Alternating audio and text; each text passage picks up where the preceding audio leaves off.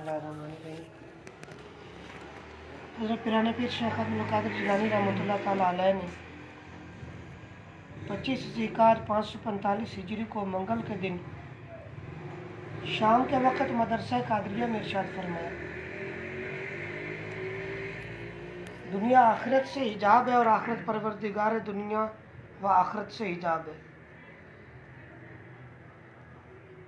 और तमाम मखलूक खालिक से हिजाब है।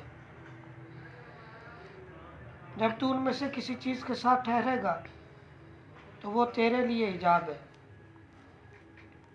तू खल्क और दुनिया और मा सिवा ताला की तरफ मुतवज्जे ना हो, यहाँ तक कि तू अपने सर के कदमों और मा सिवा में ज़ुहद के सही हो जाने से हर एक से बरहना और जुदा होकर ज़ात इलाही में हैरान बनकर उसी से फरियाद चाहने वाला बन जाए।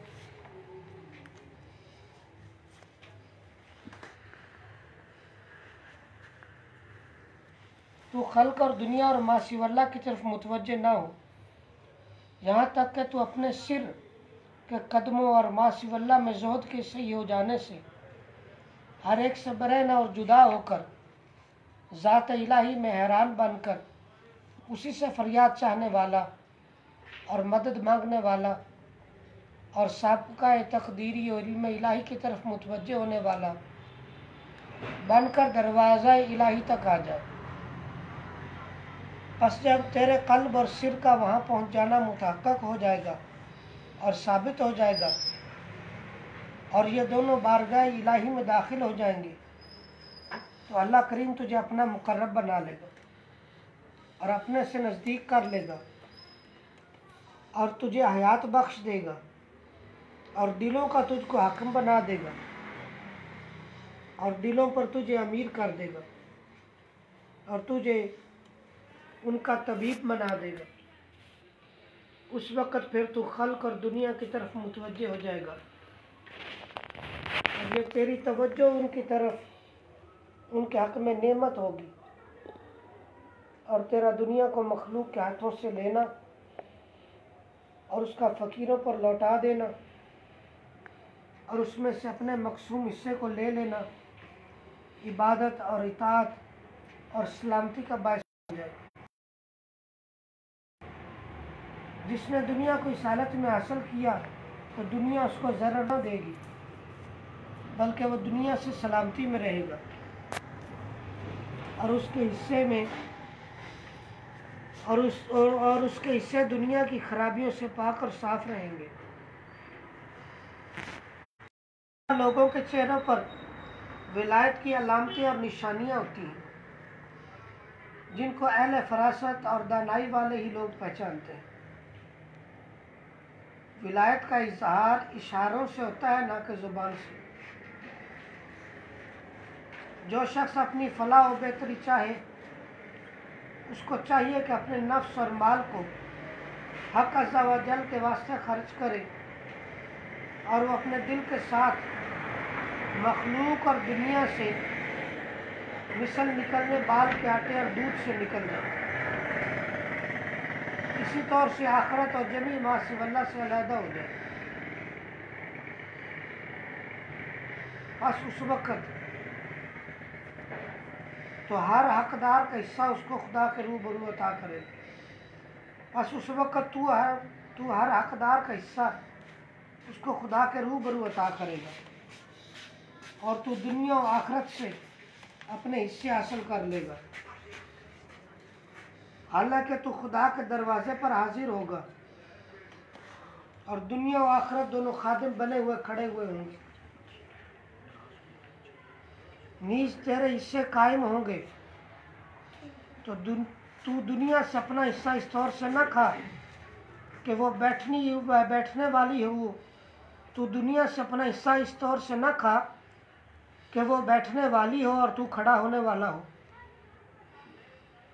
बल्कि बादशाह हकीकी के आस्थाने पर बैठकर इस हालत में खा कि दुनिया अपने सर पर तबक लिए हुए खड़ी हो और तू उसमें से अपना हिस्सा खाए। दुनिया उसी की खिदमत करती है جو اللہ عز و جل کے آستانے پر ٹھہرنے والا ہوتا ہے، اور جو کوئی دنیا کے دروازے پر ٹھہرنے والا ہوتا ہے تو دنیا اسے ذلیل کر دیتی ہے۔ تو دنیا سے غنا اور خدا داد عزت کے ساتھ حصہ حاصل کر۔ اہل اللہ اللہ عز و جل سے دنیا میں افلاس کے ساتھ راضی ہو گئے، اور آخرت میں ان کی رضامندی قرب الہی کے ساتھ ہوگی۔ وہ اللہ عز و جل سے سوا کسی کو طلب نہیں کرتے۔ انہوں نے یہ جان لیا کہ دنیا تقسیم کی جا چکی ہے، اس لیے انہوں نے دنیا کی طلب کو چھوڑ دیا، اور انہوں نے یہ جان لیا کہ آخرت کے درجات اور جنت کی نعمتیں بھی تقسیم ہو چکی ہیں، لہٰذا انہوں نے اس کی طلب اور اس کے لیے عمل کو چھوڑ دیا۔ وہ خدا کی ذات کے سوا کسی چیز کو نہیں چاہتے۔ جب وہ جنت میں داخل ہوں گے تو تا وقت ہے کہ وہ اللہ تعالیٰ کی ذات کا نور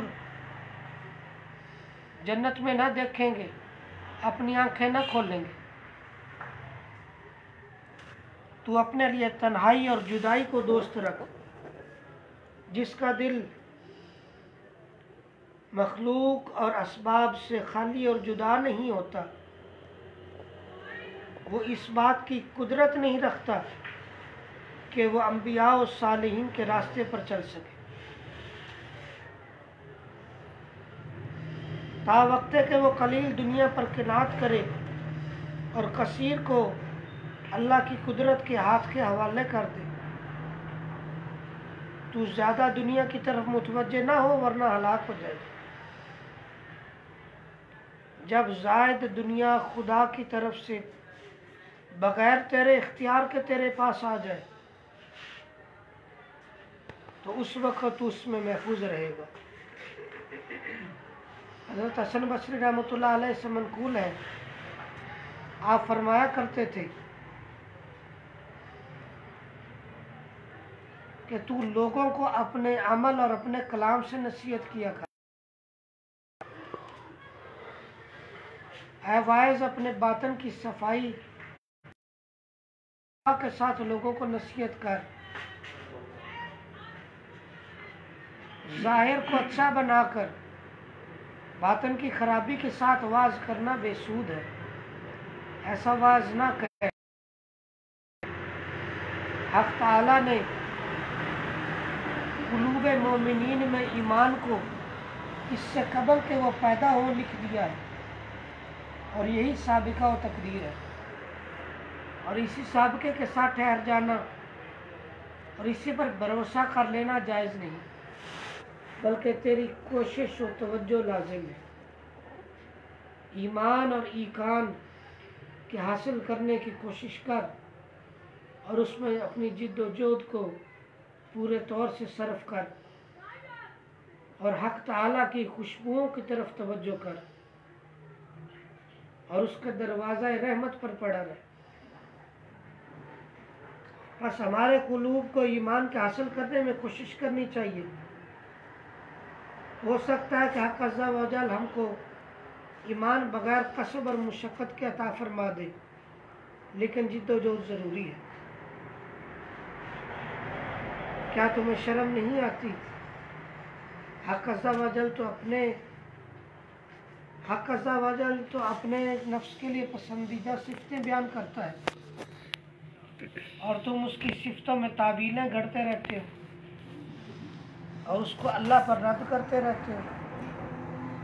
تمہارے علم میں ایسی گنجائش نہیں ہے جیسے متقدمین صحابہ و تابعین رضی اللہ عنہم میں تھی۔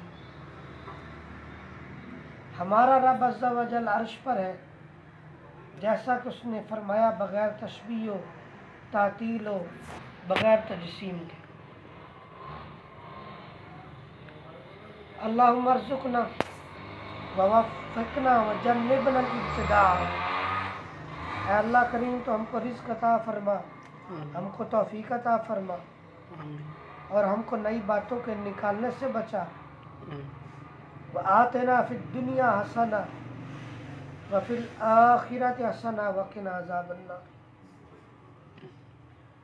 اور ہم کو دنیا اور آخرت میں بھلائیاں عطا فرما اور دوزخ کے عذاب سے بچا۔ اللہم انفعنی بما اقول وانفعہم بما اقول ویستمعون، اے اللہ کریم جو کچھ میں کہہ رہا ہوں اس سے مجھے اور سننے والوں کو اس کے سننے سے نفع عطا فرما، آمین بحرمت سید المرسلین۔ آج ہمیں حضرت پیران پیر شیخ عبدالقادر جیلانی کے مواعظ میں سے 21ویں مجلس پڑھنے کی سعادت حاصل ہوئی۔ اللہ کریم نے جو کچھ اپنے اولیاء کرام کو عطا فرمایا ہمیں بھی عطا فرمائے، اور اس واعظ میں جو آپ کا مقصود ہے اس پر ہمیں عمل کرنے کی توفیق عطا فرمائے۔ وما علینا الا البلاغ۔